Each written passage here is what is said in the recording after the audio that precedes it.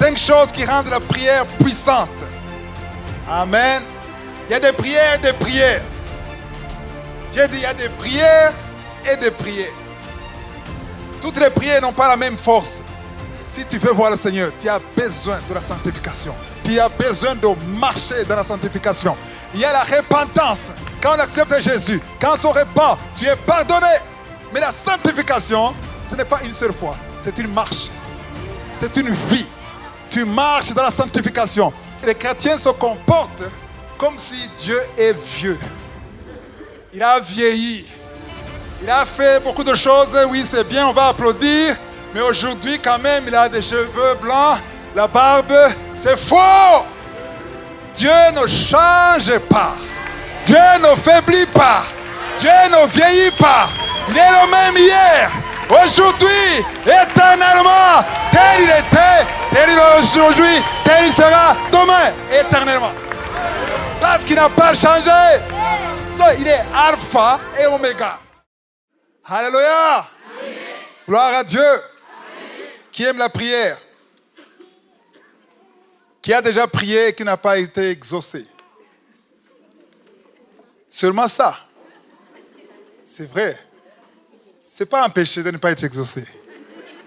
Qui n'a pas été exaucé? Qui a prié et qui a senti que la prière n'est pas tellement forte? On va apprendre 5 choses qui rendent la prière puissante. Ah, il y en a beaucoup qui n'ont pas été exaucés. Amen, amen, amen. 5 choses qui rendent la prière puissante. Amen. Il y a des prières et des prières. J'ai dit, il y a des prières et des prières. Toutes les prières n'ont pas la même force. Toutes les prières n'ont pas la même efficacité. Alléluia. C'est pour ça qu'on parle dans la Bible, la prière efficace, dit juste. Amen. La prière fervente, dit juste et efficace et fervente. Amen. Quand tu pries, il y a toujours une dimension, il y a un poids de la prière. Il y a des prières qui sont fortes, qui sont lourdes, qui touchent le cœur de Dieu. Amen. Vous connaissez la femme qui a touché Jésus? Jésus marchait, il y avait des milliers autour d'elle. Il y avait des disciples et des milliers qui le bousculaient. Mais Jésus s'est arrêté. Qu'est-ce qu'il a dit? Quelqu'un m'a touché. Et qu'est-ce que les disciples ont dit? Tout le monde te touche. Moi-même qui te parle, je t'ai touché. Pourquoi tu n'as pas réagi? Mais Jésus a dit, il y a quelqu'un qui m'a touché et une force est sortie de moi. Alléluia. Il y a des prières qui poussent à Dieu d'agir.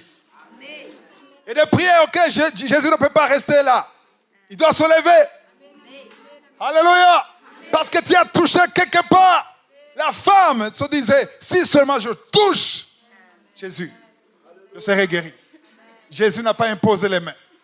Jésus n'a pas parlé. Jésus n'a pas marché pour la chercher. Jésus marchait vers un autre miracle, mais la femme l'a touché. Rien qu'en le touchant, quelque chose s'est produit. Alléluia. Il faut comprendre que quand tu pries, tu touches Dieu. Mais ça dépend de comment tu le touches. Alléluia. Il y a 5 choses qui peuvent rendre ta prière puissante. Amen. Et la première chose, c'est la sanctification. On ne parle plus de sanctification, on ne parle que de la foi. Mais la foi, oui, c'est bien. Mais la foi marche avec la sanctification. Pourquoi? Parce que la sanctification te permet d'entrer dans le lieu très saint. Alléluia. Pour entrer dans la maison de Dieu, dans le temple de Dieu, il y avait l'autel. Au niveau de l'autel, on tuait l'animal. Il y avait le sang. Et ce sang était l'image du sang de Jésus. On ne pouvait pas entrer sans passer par l'autel. Et on entre dans le lieu saint.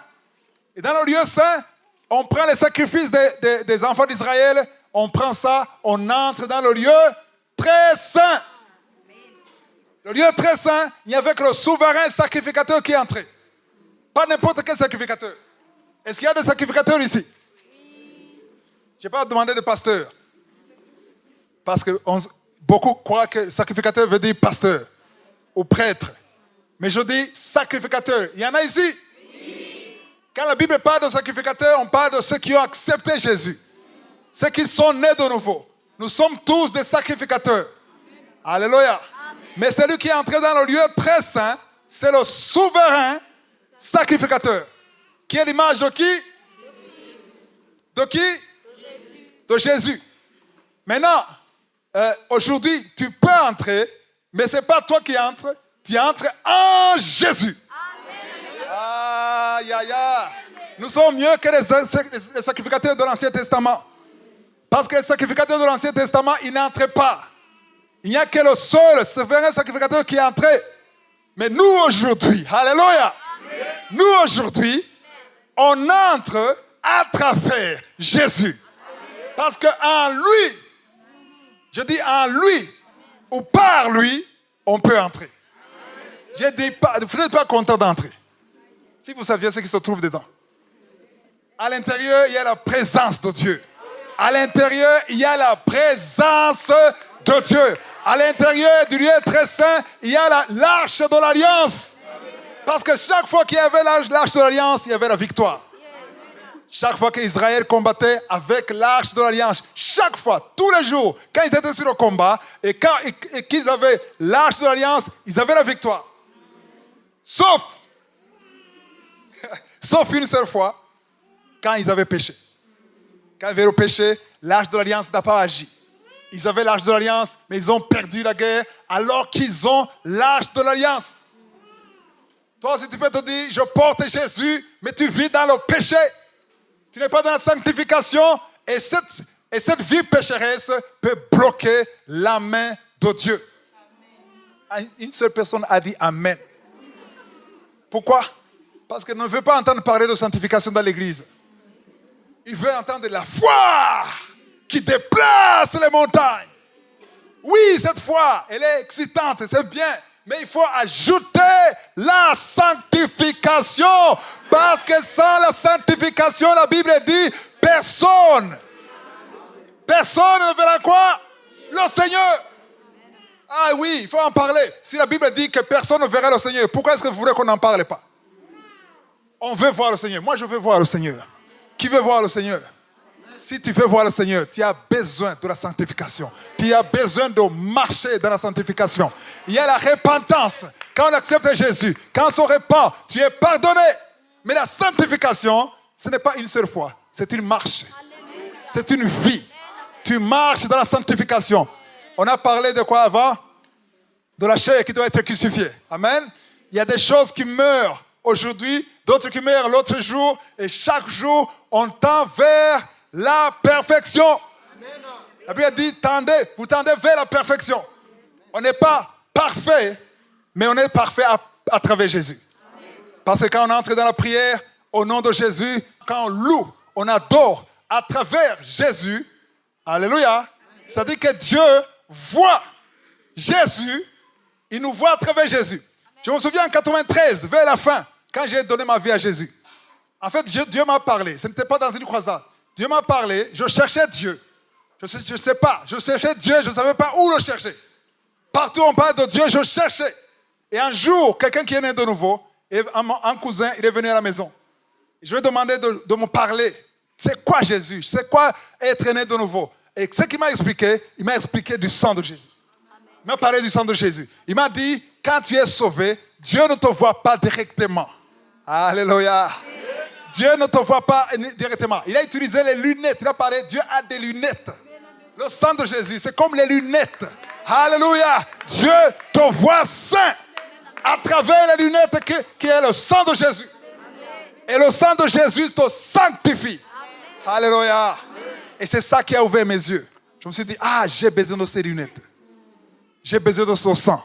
Le sang qui sanctifie. Et que je parais comme saint. Je parais comme juste. Comme quelqu'un qui n'a jamais péché. Grâce au sang de Jésus. Et le sang de Jésus, le Saint-Esprit te pousse à la repentance et à la sanctification. La sanctification, c'est une marche, c'est une vie. On va lire dans Ésaïe 59, verset 1. Le premier verset du chapitre 59. Ésaïe 59. Non. J'aime quand le verset commence par non. La main de l'Éternel n'est pas trop courte pour sauver, ni son oreille trop dure pour entendre. Si tu n'as pas été exaucé, ce n'est pas que la main de l'Éternel est faible. Ce n'est pas qu'elle a échoué.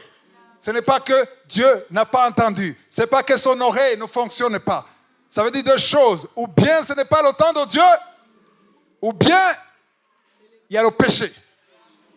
Ah, c'est nouveau? Le péché peut bloquer la main de Dieu. Pas parce que Dieu ne veut pas, mais parce que Dieu n'aime pas le péché.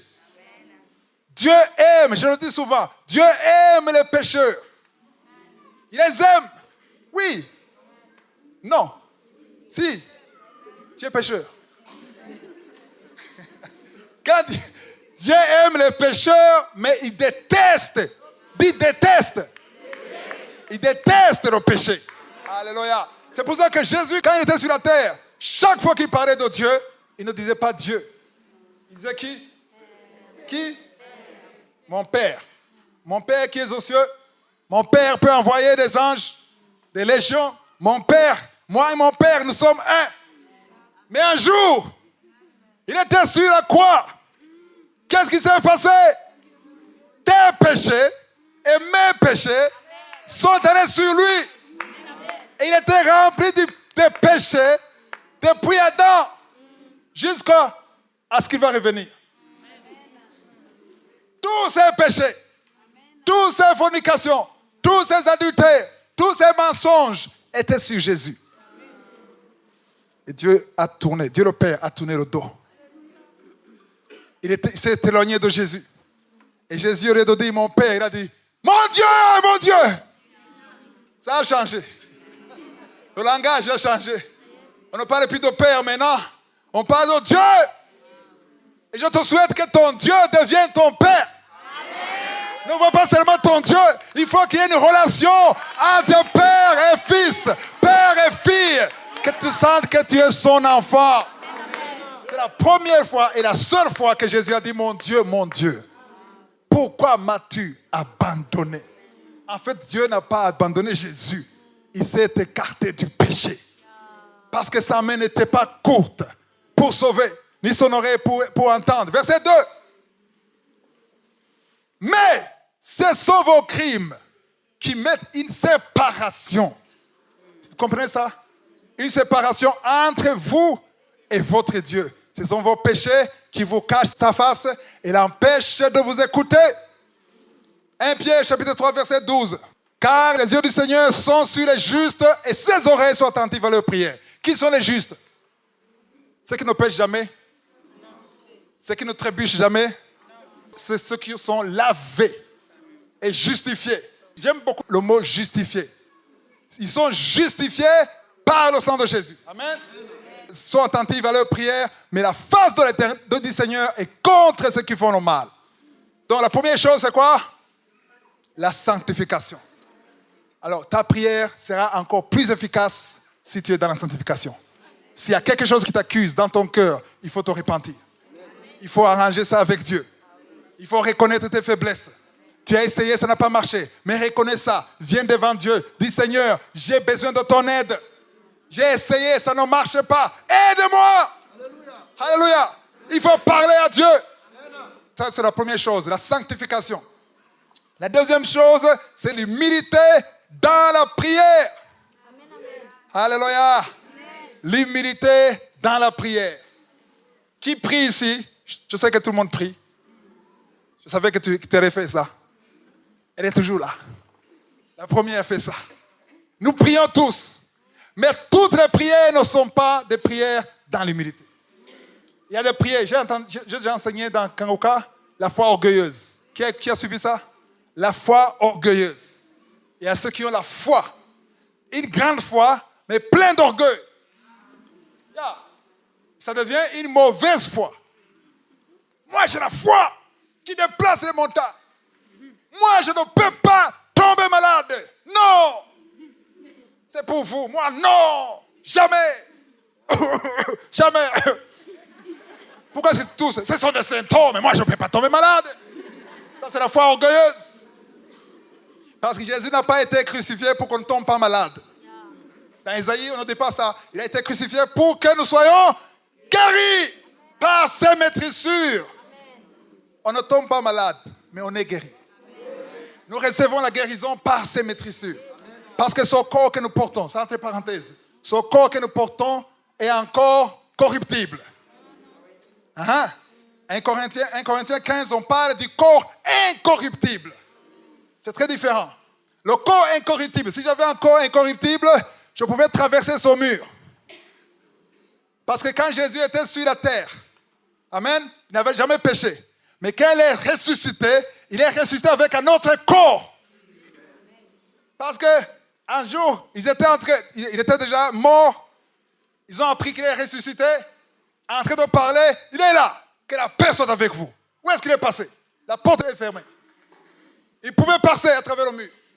Le corps incorruptible ne pêche pas. Amen. Alléluia. Le corps incorruptible ne se fatigue pas. Tu n'as pas besoin de dormir. Il y a quelqu'un qui m'a dit, je suis en train d'imaginer ma maison au ciel. Comment est ma chambre? Il n'y a pas de chambre pour dormir. Au ciel, on ne dort pas. Au ciel, on ne se fatigue pas. Au ciel, on ne pleure pas. Au ciel, on adore. On loue. On est avec les anges.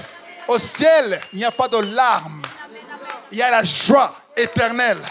Il y a le bonheur éternel. Il y a la consolation. Il y a le confort d'adorer. Il y a la présence de Dieu.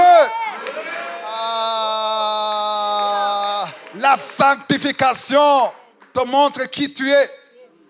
Esaïe se croyait un grand prophète qui est respecté par tout le monde. Et il a vu la présence de Dieu. Alléluia. Quand il a vu la présence de Dieu, il a vu combien il est souillé, il est impur. Mais avant, il ne voyait pas ça. Pourquoi? Parce que la présence de Dieu, c'est comme la lumière. Amen. Et il a vu les anges adorer, parler. Chacun disait à l'autre, Alléluia, Saint, Saint, Saint. Mais aujourd'hui, il dit ça. Avant, je me demandais, est-ce qu'il ne se fatigue pas? Non, il ne se fatigue pas. Et toi aussi, tu vas le faire. C'est pour ça que je dis aux gens, commence à louer maintenant. Exerce-toi maintenant. Il y a ceux qui ne louent pas, qui ne font même pas ça. Ils disent, quand est-ce que la parole? Quand est-ce que... Non. Au ciel, il n'y a pas la parole. Il n'y a pas de parole parce qu'on va tout comprendre. On n'a pas à poser des questions au ciel. On est là à jouir de la présence de Dieu. Alléluia. Donc je disais que l'humilité dans la prière qui est orgueilleuse n'est pas efficace.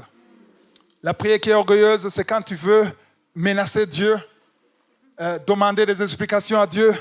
Pourquoi est-ce que ça traîne? Où est-ce que tu étais? Comment est-ce que mon enfant est tombé malade? Tu étais où? Moi je prie tous les jours. Moi, je marche dans la sanctification. Tu étais où? Tu me déçois. Il y a ceux qui ne le disent pas, mais qui le pensent. Mais je vais te dire que quand tu le penses, tu l'as déjà dit. Dans ton cœur, tu l'as déjà dit. Alléluia. L'humilité, c'est d'être dans la position de dire, je ne comprends pas. Pourquoi tu l'as fait? Mais je sais une chose. Tu es plus que tout. Tu comprends tout. Tu vois tout. Il n'y a rien. Il n'y a pas de surprise devant toi.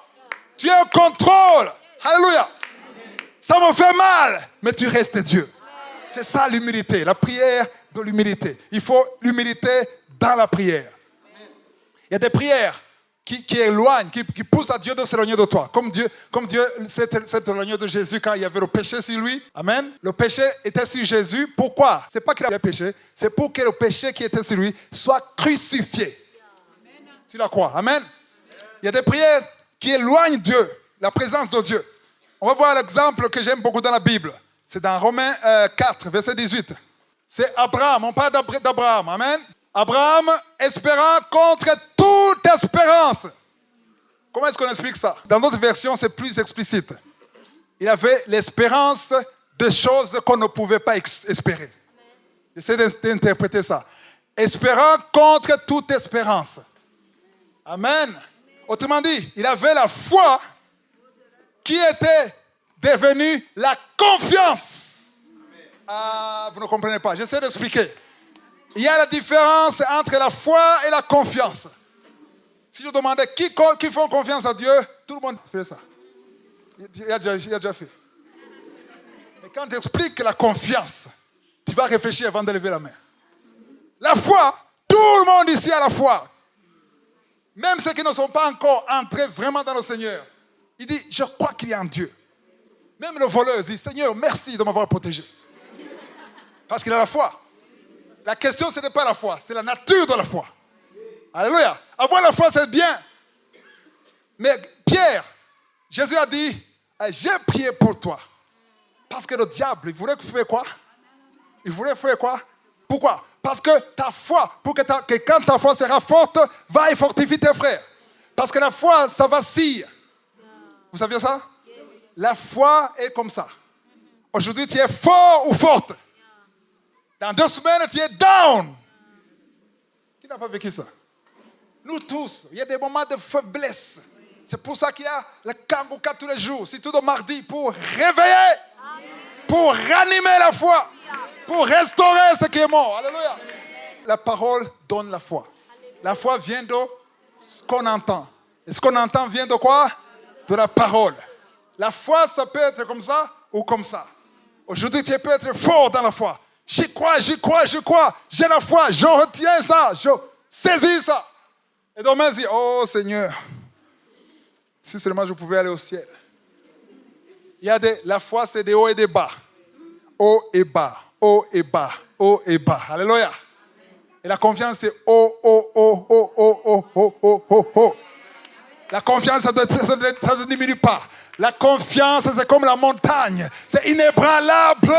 La confiance, ça ne bouge pas. Vous vous souvenez, je vous ai parlé de l'exemple de l'enfant dans l'avion qui disait, non, c'est mon père qui est le pilote. Ça, c'est la confiance. Parce que tu dis que si c'est lui, s'il est au ciel, alléluia, aussi longtemps qu'il est sur le trône, sauf si le trône est vide. Alléluia. Si tu sais que Jésus est à droite du Père et que le Père est sur le trône et qu'il me contrôle, il voit tout et qu'il me protège et qu'il est mon Père, c'est ça la confiance. Je veux que tu élèves le niveau. Tu quittes le niveau de la foi. Amen. Tu n'as pas les moyens, où est-ce que ça va venir? La personne sur qui je comptais n'a pas les moyens. Ou bien elle a fermé la porte. C'est fini pour moi. C'est fini. Pourquoi? Tu as gardé tes yeux sur quelqu'un, sur la personne. Donc si tu as gardé tes yeux sur la personne, ta foi est basée sur la personne. Ta foi peut être basée sur l'argent. Le jour où ton compte sera vide, c'est fini. Alléluia. Amen. Un jour, j'ai fait cette expérience. C'était en 2002, 2003. J'étais à la maison. Il n'y avait rien à manger. Rien. La poche était vide. Il y avait un frigo vide. Et j'ai dit à Dieu, je n'appelle personne. Je ne contacte personne. Je viens devant toi. Je me mets à genoux. Je veux réellement voir que Dieu, c'est lui qui pourvoit. Que tu es Jéhovah Jireh. Alléluia. Avant de terminer, quelqu'un frappe à la porte. Il vient, il me dit, en fait, il venait de l'Europe. C'était mon oncle, il venait de l'Europe. Il venait, c'était en 2003, c'était en 2008. En 2008, il venait de l'Europe, du mariage de ma soeur. Il me dit, j'ai hâte de te raconter tout ce qui s'est passé. Ok, raconte-moi. Non, pas ici. On va quelque part pour manger une brochette. Et il ne savait pas que j'étais affamé. Mais Dieu m'a montré que c'est lui qui pourvoit. Il m'a montré qu'il peut me nourrir quand la poche est vide. Quand le frigo est vide. Il peut envoyer quelqu'un. Alléluia. L'homme ne vit pas du pain seulement, mais aussi de la parole qui sort. Aïe, aïe, aïe. Tu ne vis pas de ton travail. Tu ne vis pas de ton travail. Oui, ton chef, il te paie. Mais pourquoi? Parce qu'il a été établi. C'est Dieu qui l'a établi. Il peut être païen, mais c'est Dieu qui l'a établi au-dessus de toi. Même si tu ne crois pas en Jésus, s'il te donne un chèque dans la bonne voie, dans la sanctification, alléluia, tu peux le bénir et bénir ton Dieu qui l'a utilisé. Tu ne vis pas de ton travail. Si demain on t'a écrit une lettre pour te chasser du boulot, il ne faut pas pleurer comme si c'est la fin du monde. Parce que ta source, ce n'est pas le chèque. Ta source, ce n'est pas le travail. Ta source, ce n'est pas ton patron. Ta source, ce n'est pas ton pays. Ta source, c'est au ciel. Wow! J'ai dit aux gens, non. Notre cité, ce n'est pas ici. Alléluia. J'ai rencontré quelqu'un, un étranger. Il m'a dit, comment est-ce que tu survis? On dirait que tu as une bonne vie alors que tu es dans le pays le plus pauvre du monde. Je lui ai dit, ma cité, ce n'est pas ici sur la terre. Chez nous, c'est au ciel. Parce que la source de ma survie n'est pas de ce monde. La source de ma survie est au ciel, vient du ciel. Et quand tu es la source du ciel, alléluia. Parce que si tu gardes les yeux, aux États-Unis, les Américains gardent les yeux sur le gouvernement. Les Européens, le gouvernement. Ce n'est pas le gouvernement, c'est Dieu. Parce qu'il est le roi des rois. La Bible dit, il est le roi des rois. Quels sont ces rois qui sont sous le règne de Dieu? Ce sont les rois du monde. La Bible dit dans Daniel 2, je crois, verset 20, il change les rois. Il établit les rois. Donc c'est lui qui a le contrôle. Et apprend à vivre par la foi. Parce que le juste vivra. C'est pas facile. Hein? Il y a des moments où c'est difficile. C'est facile à dire. Mais il faut vivre ça. Quand c'est vide, quand tu ne vois rien, à Lubumbashi au Congo, j'arrivais, quelqu'un me donnait quoi? Me donnait le charbon. Et je dis, alors qu'est-ce que je vais manger avec ce charbon? Je commence à louer Dieu. Et on m'amène le foufou. Et je prépare le foufou sur le charbon, sans condiment, et j'utilise le sel, et je mange, et je loue Dieu. Alléluia. Parce que Dieu verra ta confiance dans les petites choses. Quand il n'y a pas de sauce, quand il n'y a pas de condiments, quand il n'y a pas de sucre, c'est là où il verra que réellement tu lui fais confiance. C'est facile à faire confiance à quelqu'un qui te donne de l'argent tout le temps. Tu téléphones, il envoie l'argent. Tu téléphones, Western Union. Je crois en lui, je lui fais confiance. Ça, c'est pas la confiance. Tu marches par la vue, non pas par la foi. Alléluia. Quand ça ferme partout, dans le pays, à l'entreprise, tu gardes ta foi dans le Seigneur. Amen. On retourne dans Romains 4, verset 18. Espérant contre toute espérance, il crut en sorte qu'il devint père d'un grand nombre de nations. Selon ce qui lui avait été dit, telle sera ta postérité. Verset 19. Et sans faiblir dans la foi. Pourquoi on dit sans faiblir dans la foi? Parce qu'on faiblit dans la foi. Je vous ai dit que la foi faiblit. Amen. Et surtout, elle faiblit pourquoi? Parce qu'on voit. Il ne considéra point que son corps était déjà usé. Pourquoi? Puisqu'il avait près de 100 ans et que Sarah n'était plus en état d'avoir des enfants. Donc, Sarah, ce n'était pas seulement la question de ménopause. Hein? Ménopause, c'est quarantaine, 50, 51, 52. Hein? C'est ça. Mais Sarah a eu un enfant à quel âge? 90. Est-ce qu'on peut parler de ménopause?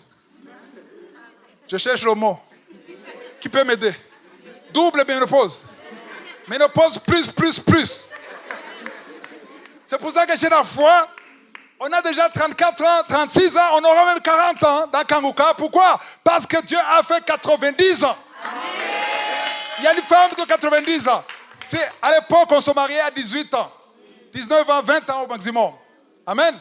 Ce qui veut dire que Sarah était stérile pendant au moins 70 ans. Alors quand on entend 20 ans. Non, tu es sûr que c'est vrai ce témoignage? Il faut vérifier. Hein? Pourquoi tu ne m'as pas dit de vérifier 4 ans?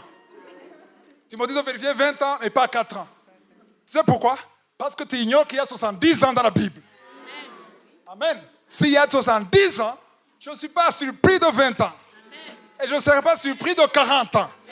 Parce que le Dieu qui a fait 70 ans d'austérité, qu'est-ce que 15 ans? Qu'est-ce que 25 ans? Parfois, les chrétiens se comportent comme si Dieu est vieux. Il a vieilli.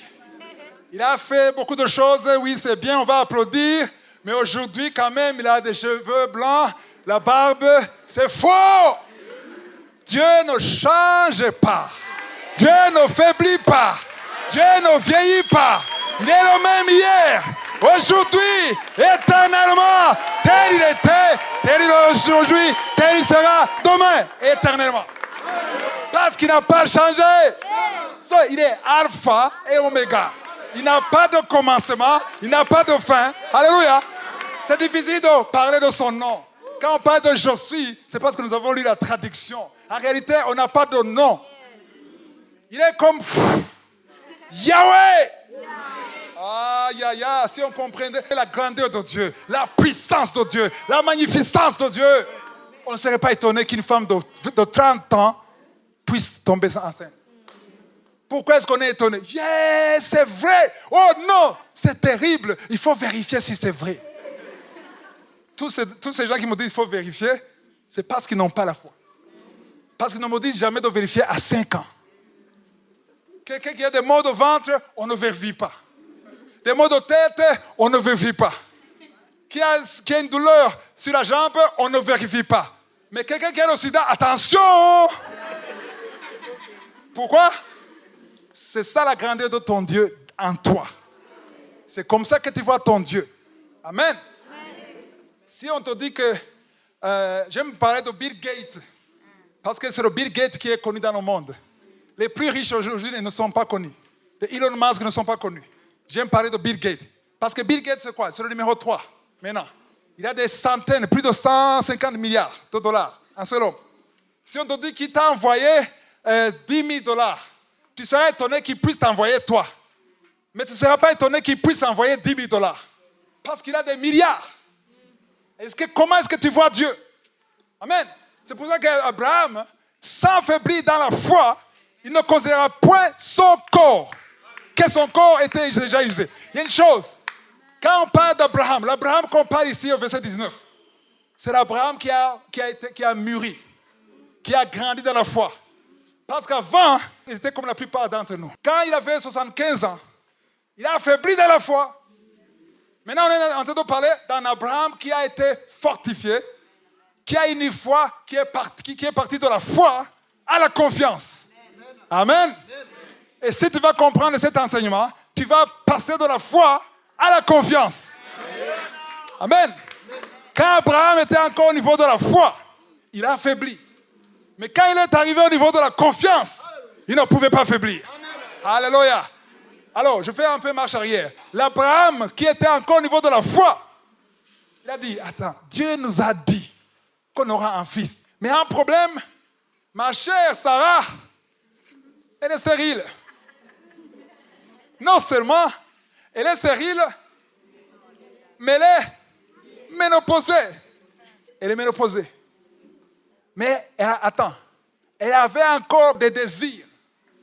Parce qu'à son niveau de verset 19, il n'avait plus de désir.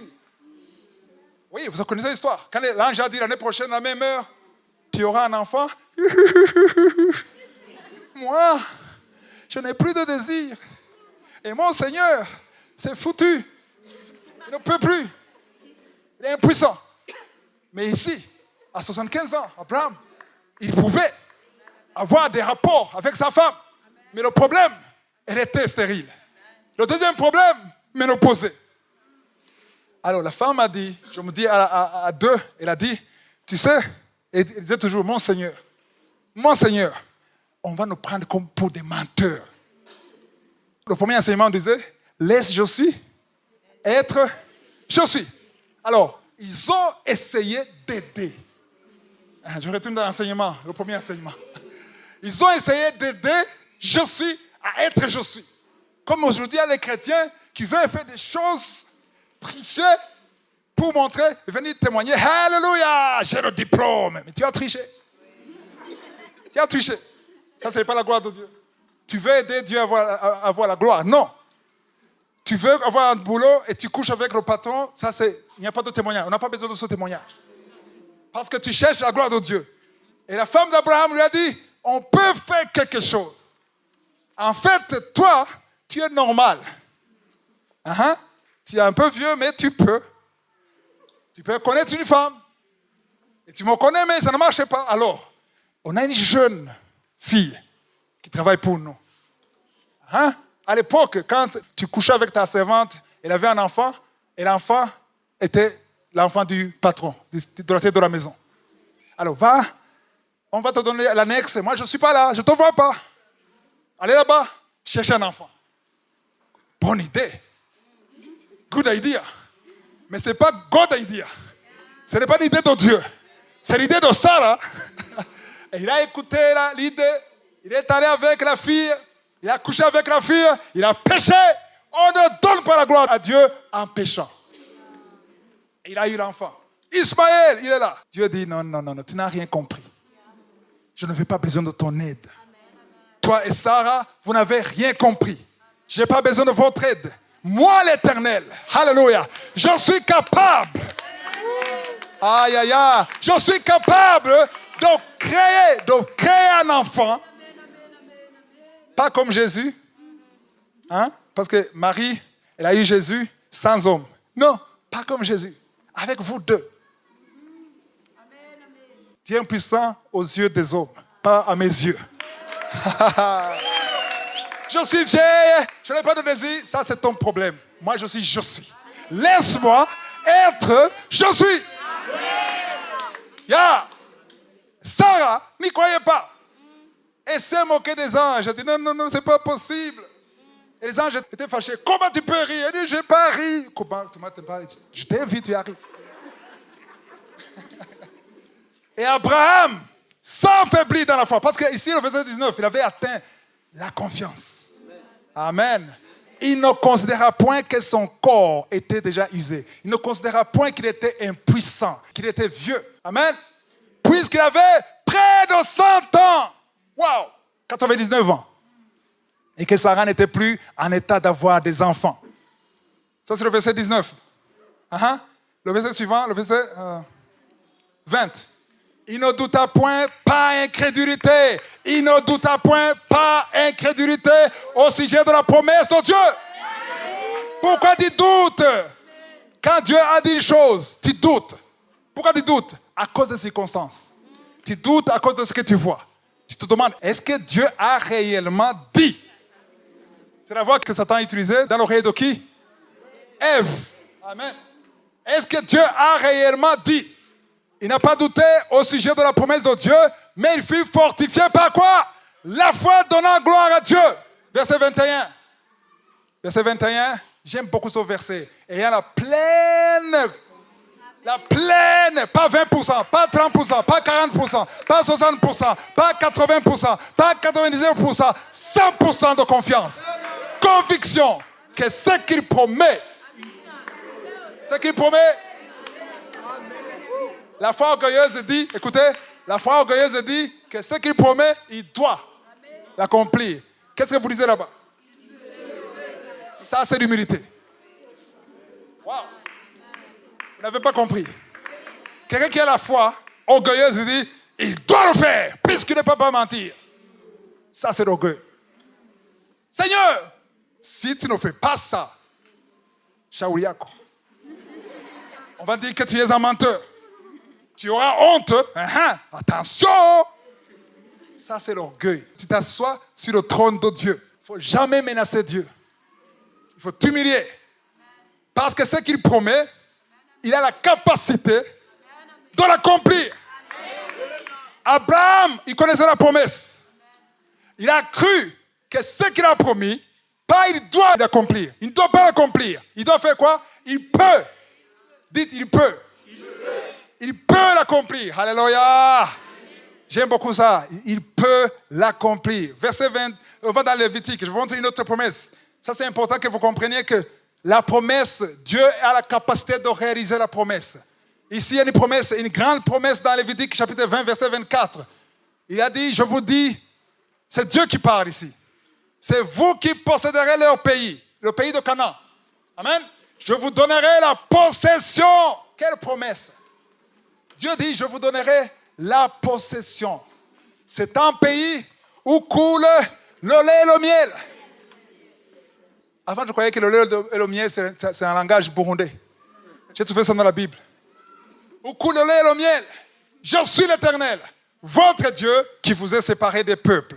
Ça, c'est quelle promesse? C'est une promesse de prendre le pays de Canaan. La terre promise. Amen. Alors, si vous voulez, l'histoire de Nombre, Moïse a envoyé 12 espions pour espionner quoi? Pour tester le terrain où coule le lait et le miel. Amen. Ils sont revenus avec un rapport. Verset 6, Nombre 14, verset 6. Parmi ceux qui avaient exploré le pays, il y avait Josué, fils de Nun, et Caleb, fils de Jephunneh, déchiraient leurs vêtements. Pourquoi? Parce qu'il y avait les 12 qui parlaient de l'impossibilité de prendre le pays. Ils disaient que c'était impossible. Pourquoi? À leurs yeux, nous sommes des sauterelles. Et quand ils nous regardent, nous sommes que des sauterelles. Et nous-mêmes, on se voit comme des sauterelles. Et là, ils étaient fâchés. Pourquoi? Parce que les deux, Josué et Caleb, avaient une grande vision de Dieu. Eux, ils n'avaient pas la foi seulement, ils avaient la confiance. Amen. Mais les autres, ils avaient la foi quand ils sont partis. Quand ils ont vu les géants, amen, tu connais bien la promesse de Dieu. Mais quand tu vois la grandeur de l'opposition, aïe, aïe, aïe, il faut comprendre une chose. Plus l'opposition est grande, plus la promesse est grande. Amen. Alléluia. La dimension de la promesse dépend de la grandeur de l'opposition. Amen. À un certain moment, je me disais, est-ce que ça va arriver? Ce que Dieu m'a dit en 96, 97, est-ce que ça va s'accomplir? Parce qu'il y avait tellement d'opposition, c'est comme si tout était contre moi. Tout ce que je touche, et celui qui me soutient avait des problèmes. C'est comme si j'étais une malédiction. Et j'étais déçu, découragé. Un jour, un homme de Dieu, un serviteur de Dieu, m'a dit, si tu es dans la sanctification, et que tu pries tous les jours, et qu'il y a une grande opposition, tu devrais te réjouir. Parce que derrière, il y a une grande chose. Il y a un grand ministère. Il y a beaucoup d'âmes. Et ça, malheureusement, souvent ça n'encourage pas celui qui est dans ses problèmes. Parce que lui, il veut la solution. À un certain moment, tu es fatigué des promesses. À un certain moment, tu ne veux plus écouter les témoins, les rêves. Tu veux quelque chose de palpable. Mais il faut comprendre que plus ça traîne, alléluia, la chose qui est derrière est grande. Waouh! Le verset 7. Et parlèrent ainsi à toute l'assemblée des enfants d'Israël. Le pays que nous avons parcouru pour l'explorer est un pays très bon et excellent. Verset 8. Si l'Éternel nous est favorable. Aïe, aïe, aïe. Les gens qui ont la doctrine de la foi orgueilleuse, ils n'aiment pas que tu utilises le mot « si ». Je viens de te voir dans 2 semaines, si Dieu le veut. Comment tu peux douter en disant « si » ? Beaucoup de gens m'ont dit ça. Toi, tu n'as pas la foi, tu dis « si ». Oui, je dis « si » parce que j'ai lu dans la Bible qu'on utilise « si ». Et si, c'est le signe d'humilité. Ce n'est pas l'incrédulité, ce n'est pas le doute. Je me dis que c'est Dieu qui permettra que je vienne. Même s'il l'a dit, alléluia. Parce que Josué et Caleb, ils savaient très bien, quand Dieu a donné la promesse dans Lévitique 20, 24 qu'on a lu, ils savaient très bien que Dieu a promis ce pays. Amen. Ils savaient bien que Dieu avait, dans son plan, il fallait avoir ce pays. Ils ne doutaient pas du tout. Mais ils savaient aussi que Dieu est souverain. Adonai. Il est souverain.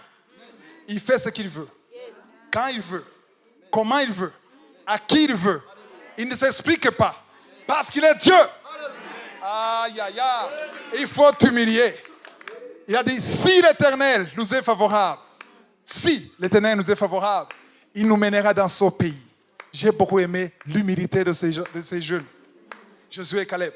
Si l'Éternel nous est favorable, il nous donnera ce pays. C'est un pays où coule le lait et le miel. Où est-ce qu'il a appris ça? Dans Lévitique 20, 24. C'est là où il a appris ça. Parce qu'il a promis ça. Alléluia. Vous voyez la promesse. Lévitique 20, verset 24. Josué et Caleb étaient là. Ils savaient ça. Alléluia. Même si tu sais ce qu'il t'a dit. Même si tu as des songes que tu as eu. Même si tu as eu des visions. Même si les prophètes t'ont dit. Il faut utiliser si l'Éternel. nous est favorable. Si ça lui plaît. Alléluia. Jésus a dit quoi? Il a dit, éloigne de moi cette coupe. Mais, que ce ne soit pas fait selon moi, ma volonté, mais la tienne. C'est ça aussi. Amen. J'ai beaucoup aimé le verset 8. Le verset 9. Seulement, ne soyez point rebelles contre l'Éternel. Ne soyez point rebelles contre l'Éternel. Ne soyez point rebelles contre l'Éternel. L'église d'aujourd'hui est remplie de rebelles spirituels. La rébellion, c'est quoi? C'est se lamenter. Quand tu es fâché contre Dieu. Tu n'as jamais été fâché contre Dieu? Non? Tu veux te faire spirituel? Non. Tu es fâché contre Dieu. Tu es en colère. Tu n'as plus envie de prier. Tu boudes. J'ai boudé plusieurs fois. Plusieurs fois, j'étais bouddhiste. Tu es fâché. Tu te dis, comment? Moi qui prie. Moi qui te sers. Comment tu permets ça? Ça, c'est la rébellion. Et Dieu n'aime pas la rébellion. Seulement ne soyez point rebelles contre l'Éternel et ne craignez point les gens de ce pays, car ils nous sauveront de pâture. Ils n'ont plus d'ombrage pour les couvrir. L'Éternel est avec nous, ne les craignez point, mais ne soyez point rebelles. Amen. Ça, c'est l'humilité. Alors, quelqu'un qui a la foi orgueilleuse, c'est un manque d'humilité. Daniel 3, versets 15 à 18. Je vais seulement au verset 17. C'est l'histoire de Shadrach, Meshach et Abednego. Ils sont très populaires dans la Bible. Amen. Ils étaient courageux et le roi voulait les tuer parce qu'il ne voulait pas se prosterner devant leur statue. Il a dit, verset 27, ils ont répondu au roi, voici notre Dieu que nous servons peu. Dites peu. Aïe, aïe, aïe. L'orgueil dit doit. Mais l'humilité dit peu. Ce n'est pas que tu doutes. Tu laisses la souveraineté à Dieu. Tu permets à Dieu d'être Adonai. Tu permets à Dieu d'être souverain, de prendre la décision lui-même. Tu ne veux pas forcer la main de Dieu. Alléluia. Notre Dieu que nous servons peut nous délivrer de la fournaise ardente et il nous délivrera totalement. Ça, c'est certain. Il n'y a pas de peu. Amen. Parce que nous sommes, quand c'est son Père, il va te protéger. Alléluia. Amen. Tu peux te demander comment est-ce qu'il dit ça? Et s'il est tué dans le feu, s'il mourait dans le feu, c'était la protection aussi. Aïe, aïe, aïe, vous ne comprenez pas. Heureux celui qui meurt dans le Seigneur. Seigneur, que je ne meure pas. Et si c'était le plan que tu meurs? Qu'est-ce que tu vas faire? Parce que tous les apôtres que vous lisez dans la Bible, à part Jean, ils ont été tués tous. Est-ce qu'ils étaient des pécheurs? Non. Est-ce que Dieu était incapable de les protéger? Non. Alléluia. Là, ils disent, il nous délivrera. Amen. Ça, c'est certain. Même si je meurs, c'est la délivrance. Parce que je vais voir mon Seigneur. Alléluia. Mais me prosterner devant la statue, impossible. Parce que s'il veut, il peut. Et il l'a fait. Il les a protégés. Ça, c'est le deuxième point. Le premier point, c'est quoi? La sanctification. Le deuxième point? L'humilité. Et le troisième point, action de grâce. Waouh! Là, je ne vais pas traîner parce que j'en parle tellement. Tout le monde doit comprendre ici que l'action de grâce est indispensable dans la prière. Quand tu pries, peu importe le problème que tu as, si c'est urgent ou pas, commence par l'action de grâce. Psaume 100, verset 4. Il faut toujours commencer par l'action de grâce. Psaume 100, verset 4. Entrez dans ses portes avec quoi?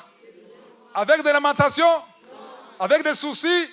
Avec des fardeaux? Mais avec des louanges. Dansez parvis avec des cantiques. Célébrez-le. Bénissez son nom. C'est la première chose à faire. Toujours, commence par la louange, par l'action de grâce. Philippiens 4, 6. Ne vous inquiétez de rien. Est-ce possible? De ne pas inquiéter. Est-ce possible? C'est possible. Il y a qui me disent non, c'est pas possible. C'est possible. Parce que c'est écrit dans la Bible, c'est possible.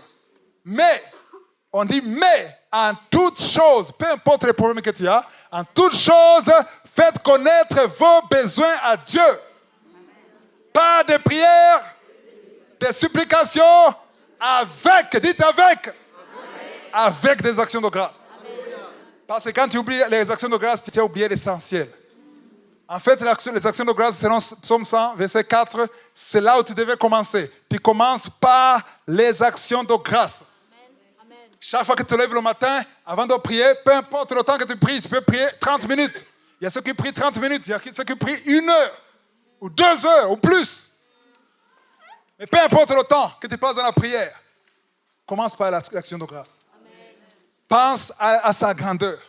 Pense à sa puissance. Ouvre ta bouche. Confesse son nom. Amen. Avant de parler de tes soucis, tu vas en parler, oui, mais ne commence pas par ça. Alléluia. Amen. Ok, ça c'est, je ne traîne pas, mais vous avez compris qu'il faut l'action de grâce. La prière est puissante quand il y a l'action de grâce. Amen. Chaque fois que tu pries, il faut qu'il y ait l'action de grâce. Amen. Donc la première chose, c'est quoi? Il faut que tu sois dans la sanctification. La deuxième chose, l'humilité. La troisième chose, action de grâce. Avec action de grâce. Alléluia. Action de grâce. Et la quatrième chose, la discipline. C'est la partie la plus difficile. La discipline. Prier, c'est bien, mais quand tu ne pries pas tous les jours, parce que tu es faible, quand tu pries 2 fois par semaine, 3 fois par semaine, il y a des jours où tu ne pries pas du tout, spirituellement parlant, tu es indiscipliné. Je ne t'insulte pas. Ce n'est pas une insulte. Il faut que tu sois discipliné. Parce que la discipline, ceux qui font le sport comprennent. Les athlètes, les gens qui sont musclés, ils ont de la discipline. Ils se lèvent très tôt le matin pour courir, pour faire les exercices, pour faire les haltères. Ils vont à la gym tous les jours. Ils ont la discipline, les athlètes que vous connaissez, les meilleurs, les plus populaires dans le monde. Si vous approchez d'eux, ils vous diront comment ils veillent à ce qu'ils mangent. Même s'ils sont millionnaires, ils ne mangent pas n'importe quoi pour protéger leur carrière. Ils se lèvent le matin, ils abandonnent beaucoup de choses. Ils se lèvent très tôt, ils passent du temps dans le gym, ils courent, ils écoutent ce que le coach dit. C'est ça la discipline. Même spirituellement, il faut de la discipline pour avoir le succès. Pour être dans le plan de Dieu, pour réaliser la promesse de Dieu, il faut de la discipline.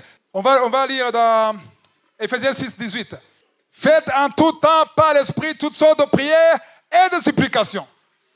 Veillez à cela avec une entière, pas une demi-persévérance, une entière persévérance. Et priez pour tous les saints. Une entière persévérance. Il faut persévérer. Il faut comprendre que prier, tu ne dois pas sentir l'envie de prier. On a parlé des sacrifices. On a parlé du sacrifice du corps. Offrez votre corps comme un sacrifice vivant. Amen. Je veux dire une chose. Chaque fois que je me lève le matin, le corps n'a pas toujours envie de prier. Ce n'est pas tous les jours que mon corps a envie de prier. Ce n'est pas tous les jours que j'ai envie d'y aller. Mais je sais que je dois y aller. Amen. Parfois, je me souviens, il y a au moins 20 ans, parfois je me levais et je faisais comme ça. Écoute-moi, oh, corps, écoute-moi. Je dois y aller. Et je me levais. Amen. Je dois y aller parce que c'est là où se trouve ma vie. C'est là où se trouve ma victoire. C'est là où se trouve mon destin. C'est là où se trouve mon avenir. Tu veux que je reste au lit? Oui, c'est confortable. Et alors, qu'est-ce que je vais écouter? Le confort? Amen. La discipline, c'est avoir une vision. Les meilleurs athlètes, ils ont une vision. Une seule vision, la médaille d'or. Il sait que tu ne peux pas, même si tu as le talent de Dieu, tu ne peux pas avoir une médaille d'or en 100 mètres si tu es indiscipliné. Tu dois avoir de la discipline, travailler dur. Te lever le matin, il faut prier. Amen. Aïe, aïe, aïe. Il y a un serviteur de Dieu qui lui a demandé, donne-nous 3 messages que tu donnerais au monde avant de mourir. Je n'ai pas besoin de réfléchir. Je connais les 3 messages. Le premier message, prier. Ok, c'est entendu. Et le deuxième message, priez. Et le troisième message, priez. Autrement dit, il parlait de 1 Thessaloniciens 5, 17. Priez sans cesse. Alléluia. Priez sans cesse. Parce que la prière, c'est la vie. Je ne serais pas là où je suis aujourd'hui sans la prière. Il n'y aurait pas de Kangoka sans la prière. Parce que c'est la prière qui crée toutes choses. Amen. Au lieu de te lamenter, d'accuser Dieu, d'accuser tout le monde, d'accuser ton pasteur, va à genoux et prie. Loue le Seigneur. Élève la louange. Amen. C'est ça qui attire la présence de Dieu. La prière, il faut la discipline. Première chose. Parlez. La première chose. La deuxième chose. La troisième chose. La quatrième chose. Tu peux pas me dire que tu as les 4 sur 4. Tu as tous les 4. Oui. Peut-être qu'ils me connaissent. Tu as peur de dire oui. Si au moins tu as 3 sur 4, 2 sur 4, c'est mieux. Mais même si tu as 0 sur 4, tu peux avoir 4 sur 4. Alléluia. La cinquième chose, ça va étonner beaucoup de gens, parce qu'on en parle rarement dans l'église. Et quand on en parle maladroitement ou de mauvaise façon, ou d'une façon de terroriser les gens. Attention, il faut donner. Il ne faut pas voler Dieu. Ça, c'est le terrorisme. Amen. La cinquième chose, c'est un cœur généreux. La générosité, voilà. Cinquième chose, c'est la générosité. Parce que je vais vous montrer bibliquement que la générosité peut ouvrir les portes dans la prière. La prière peut être exaucée à travers ta générosité. Amen. Peu de gens le savent, mais je vais vous montrer bibliquement. Alléluia. On va dans Luc, chapitre 6, verset 38, on fait vite. Donnez et il vous sera donné. On versera dans votre sein une bonne mesure, serrée, secouée et qui déborde. Ce verset, c'est le verset préféré au moment des offrandes. Donnez, il vous sera donné.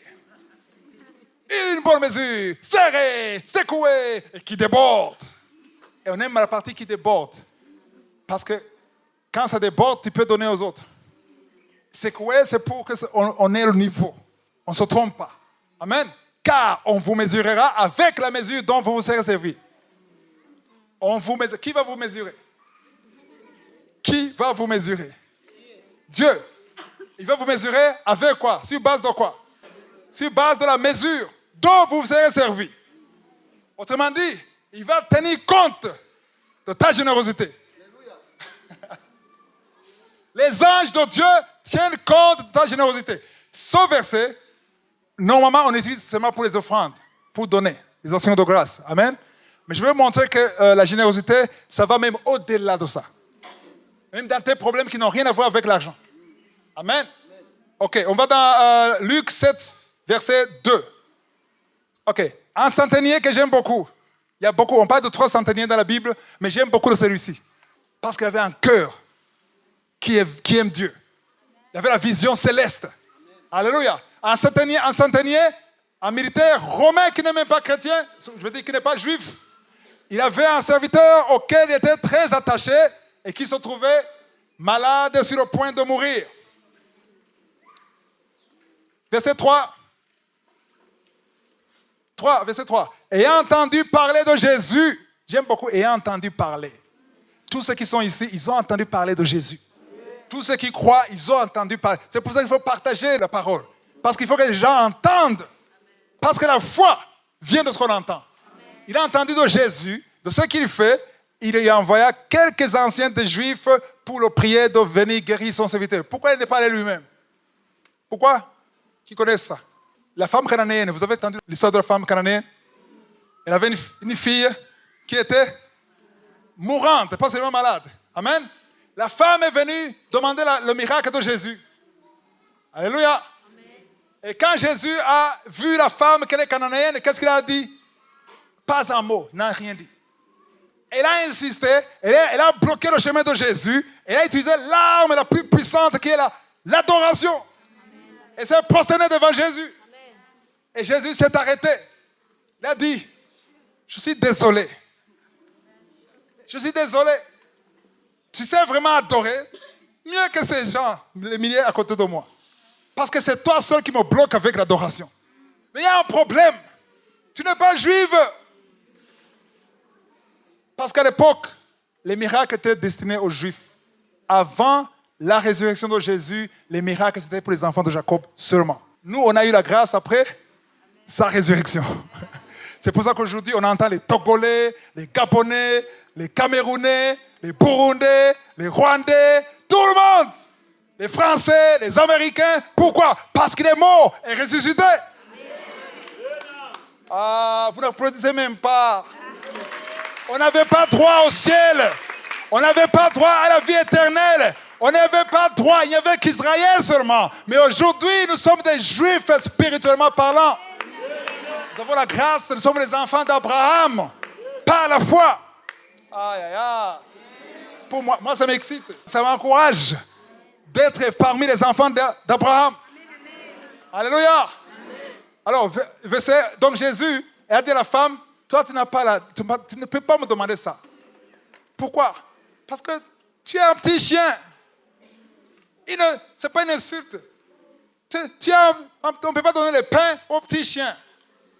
On donne ça aux enfants. Les enfants, c'est qui? Les enfants d'Abraham, de Jacob. Et la femme, elle avait la discipline, la persévérance. Elle a dit, j'accepte d'être madame chienne. Mais je veux que mon enfant soit guéri. Et comme elle a persévéré, il a eu le miracle. Alléluia. Maintenant, le centenier, il n'avait pas droit au miracle. C'est important que vous compreniez ça. Il n'avait pas droit au miracle.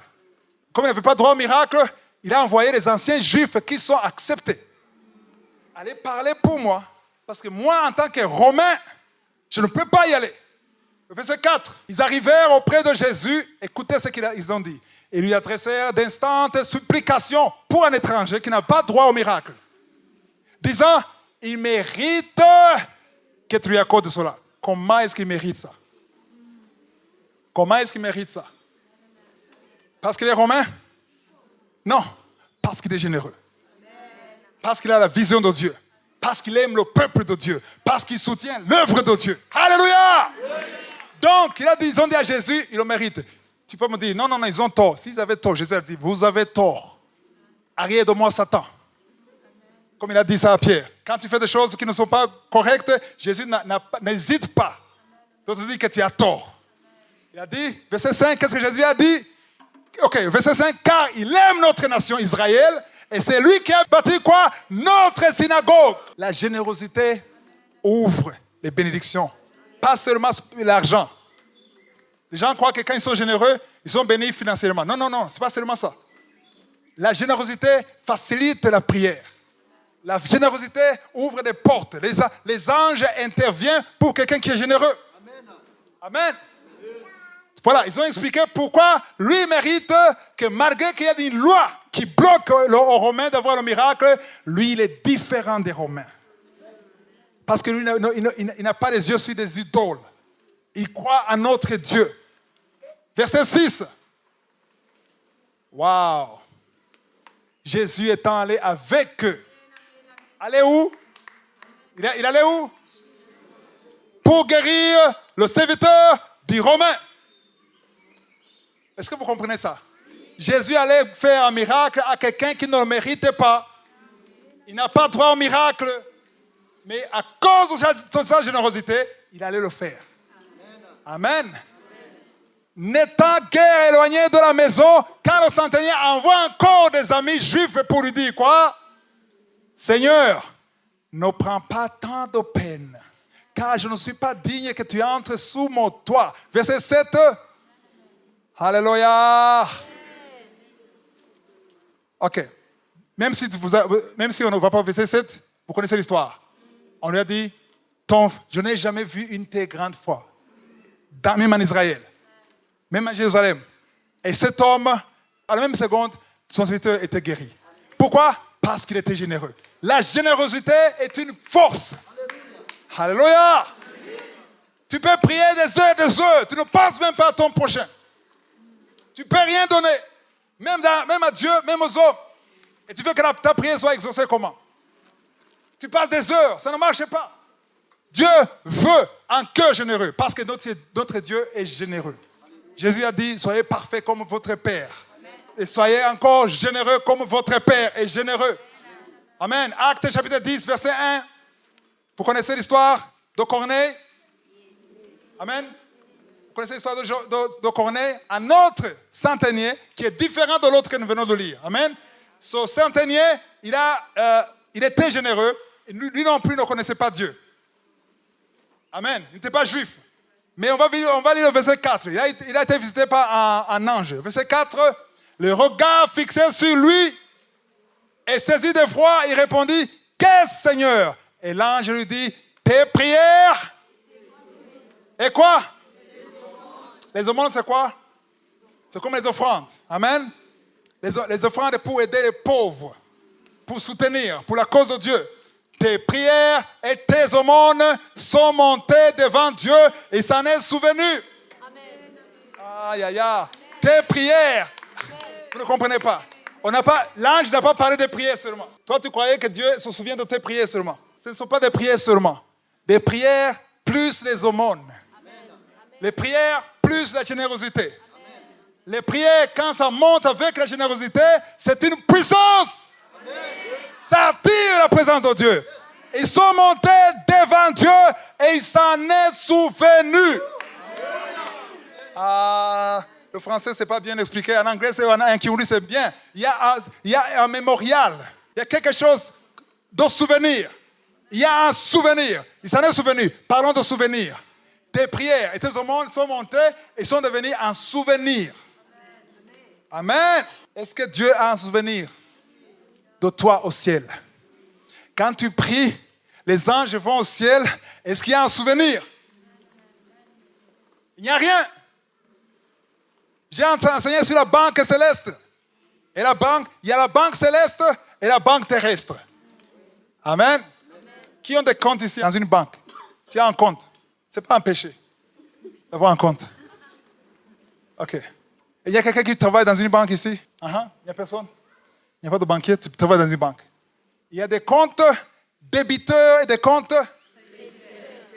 Quelle est la différence? Créditeur, il y a de l'argent. Débiteur, il n'y a pas zéro, il y a moins. Et quand tu vas dans un compte, retirer dans un compte débiteur, qu'est-ce qu'on te dit? Désolé, il n'y a pas d'argent. On te montre même ce que tu dois à la banque.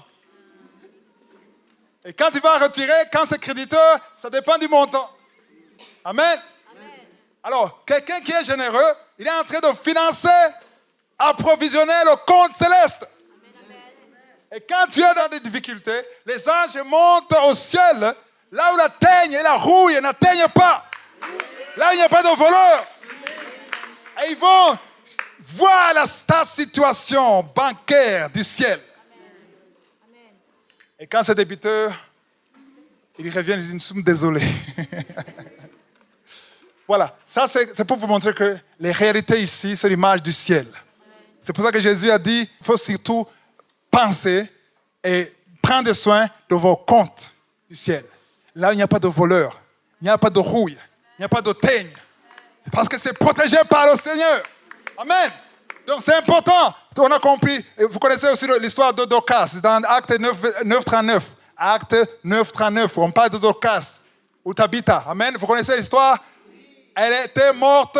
Quand elle est morte, toutes les femmes, les veuves l'entourèrent en pleurant et lui montraient. Ils montraient à Pierre quoi? Qu'est-ce qu'ils montraient? Les tuniques et les vêtements que faisait Dorcas pendant qu'elle était avec elle. Pendant que tu es avec les pauvres, qu'est-ce que tu fais? Pendant que tu es dans l'église, qu'est-ce que tu fais? Quand tu seras dans des difficultés, qu'est-ce que les anges vont montrer à Dieu? Ici, on parle des femmes, hein?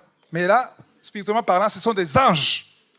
Amen. La supplication des anges, ils ont quelque chose. Il faut un souvenir. Il faut que tu aies un souvenir.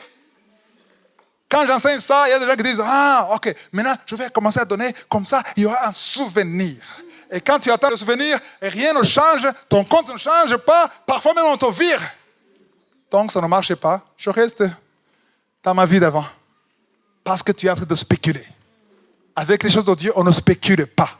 Ça doit être une vie de générosité, une vie de libéralité. Il ne faut pas spéculer, il faut qu'il y ait un souvenir au ciel. Parce que le souvenir au ciel doit rester. Le souvenir au ciel, c'est comme la manne. La manne, ça venait chaque jour. Tu ne peux pas prendre la manne, il n'y avait pas de frigo. Tu ne peux pas aller cacher dans la tente. Tu allais trouver qu'il y a quoi? Les vers. Tu ne pouvais pas manger ça. La manne, c'est chaque jour. La libéralité, c'est chaque jour. La bienfaisance, c'est chaque jour. La bonté, c'est chaque jour. C'est chaque jour. C'est ça que Dieu veut voir. Le souvenir, c'est quand tu marches dans cette vie. La meilleure façon d'influencer aux gens, de donner, c'est en leur montrant qu'il faut donner avec joie, sans contrainte. 2 Corinthiens 9, verset 7. Dieu aime celui qui donne avec joie, sans contrainte. Amen.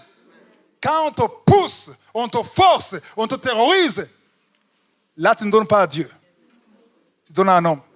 La première chose, la deuxième chose, la troisième chose, quoi?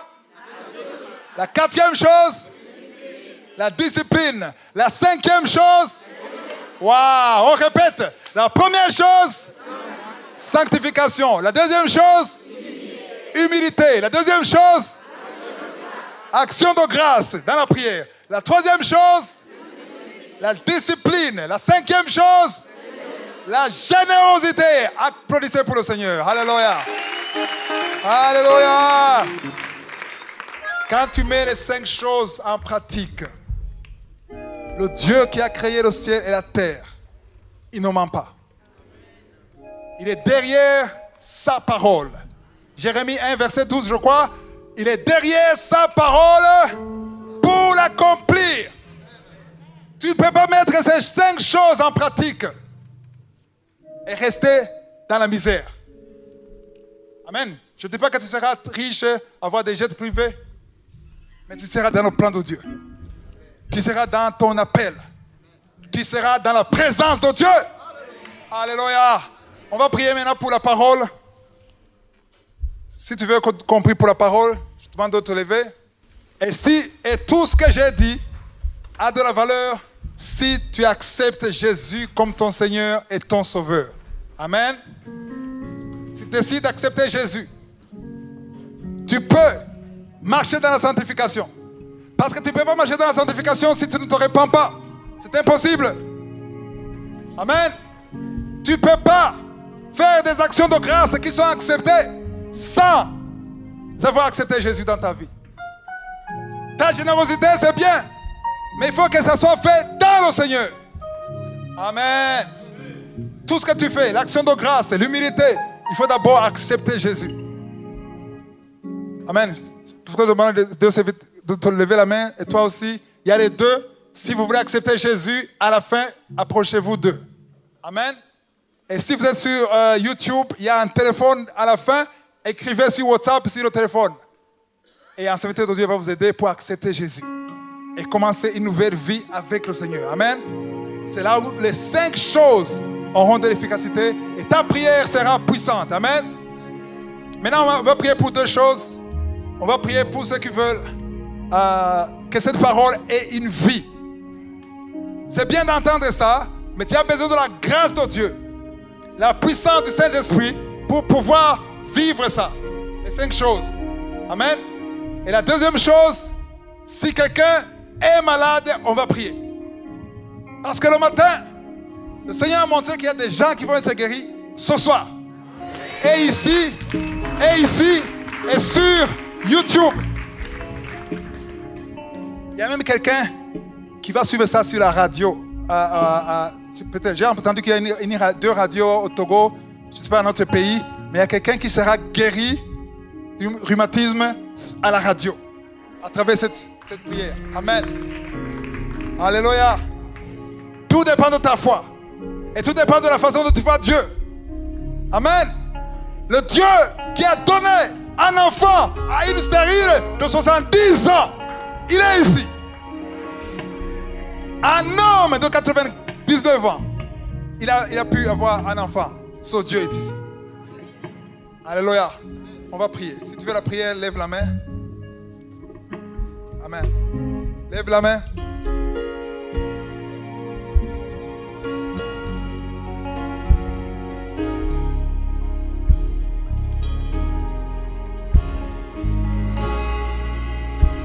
Commence à prier, commence à prier.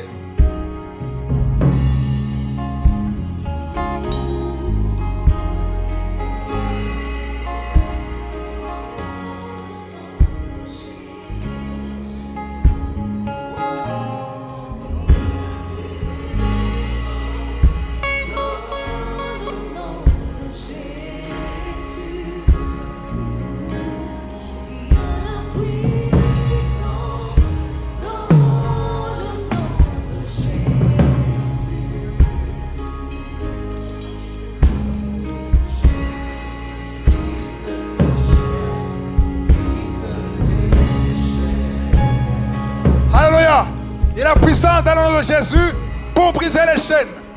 Seigneur, je viens dans ta présence. Merci pour cette parole qui transforme. Je te montre ceux qui ont levé la main. Je prie pour tous ceux qui me suivent sur YouTube. Pour que cette parole nous transforme. Au nom de Jésus. Donne-nous la force, Saint-Esprit, de marcher dans la sanctification. Donne-nous la force d'avoir l'humilité dans la prière. Donne-nous la force d'élever les actions de grâce chaque jour. Donne-nous la force. Alléluia. Donne-nous la force. Personne ne peut le faire de lui-même. On a besoin de toi. On a besoin de toi. Merci de visiter ton peuple. C'est toi qui donnes la générosité. C'est toi qui donnes la discipline. Personne ne peut y arriver de lui-même. Merci pour les chaînes qui sont en train de briser. Il y a 3 hommes qui sont délivrés de l'adultère. Et soit la délivrance. Au nom de Jésus. Merci Seigneur. C'est toi qui brises les chaînes. Merci pour ceux qui sont en train d'être guéris. Si tu es guéri, si tu es malade plutôt, mets ta main là où tu souffres. Toi qui as un problème cardiaque, un problème de cœur, mets ta main sur le cœur et ouvre la bouche pour remercier le Seigneur parce que tu es visité. Il y a une maman qui a un problème de cœur cardiaque.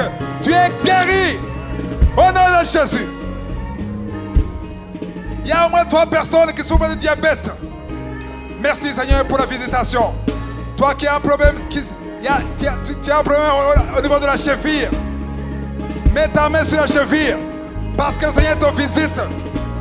Alléluia. Il y a 2 femmes qui viennent de passer plus de 10 ans sans enfant. Alléluia. Et au nom de Jésus, vous allez concevoir parce que la main de Josué vous a visité.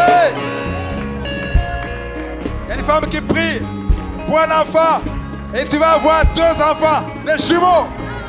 Au nom de Jésus. Au nom de Jésus. Alléluia. Un homme qui souffre des hémorroïdes et l'autre souffre de la constipation depuis plus de 20 ans. Reçois la guérison. Merci Jésus parce que sur la croix, par tes maîtrisures, nous sommes guéris. C'est ceux qui me suivent sur Internet, qui souffrent de migraines, garde tes mains sur la tête. Tu ne peux pas ouvrir les yeux quand il y a la lumière. Tu ne peux pas être là où il y a le bruit. Mais le Seigneur t'a délivré. Tu es délivré au nom de Jésus. J'ai dit tu es délivré. Toi qui souffres de migraines, tu es délivré au nom de Jésus. Il y a une femme qui pleure sur un lit au nom de Jésus. Le Seigneur t'a visité. Il a délivré ta fille. Il y a une fille qui est liée par les satanistes, qui est possédée par des démons. Il y a une maman qui a un enfant qui se comporte comme un animal. Il aboie comme un chien. Mais le Seigneur délivre cet enfant. Merci Seigneur. À toi la gloire, la puissance et l'honneur. Alléluia. Il y a des hommes qui sont en train de délivrer du démon, de la pornographie, de l'adultère, au nom de Jésus. Toi il y a une maman qui est qui souffre du dos, au niveau du dos. Tu n'arrives même pas à te lever toi-même. Au nom de Jésus, lève-toi au nom de Jésus. Alléluia. À toi la gloire, la puissance. Je demande à tout le monde d'acclamer pour le Seigneur. Acclamer pour le Seigneur. Alléluia. Yeah! Alléluia. Thank you Lord. Il y a beaucoup de gens qui sont guéris. Certains sont ici, d'autres sont sur YouTube. Alléluia. C'était une sorte d'ambulance qui prenait des gens. Amen. Qui sortaient de l'hôpital. Le Seigneur est en train de guérir, de libérer. Alléluia. Et si tu es guéri, si tu as senti quelque chose, il y a quelqu'un qui a senti quelque chose. Que Dieu te bénisse, toi. Il y a quelqu'un qui a senti quelque chose, ou bien qui avait une douleur et ne sent plus la douleur. Il faut témoigner. Il faudra témoigner. Amen. Il faut envoyer un audio dans Kanguka et dire comment tu as été guéri. Parce que quand tu donnes un audio, tu guéris quelqu'un d'autre à travers ton témoignage. Alléluia. Que Josué vous bénisse. Si vous voulez continuer de suivre ces enseignements sur YouTube, veuillez cliquer sur Subscribe ou s'abonner et sur la cloche à droite afin d'être averti à chaque fois que nous postons une nouvelle vidéo. Pour plus d'informations concernant Kanguka, veuillez visiter notre site www.kanguka.com. Que Josué vous bénisse.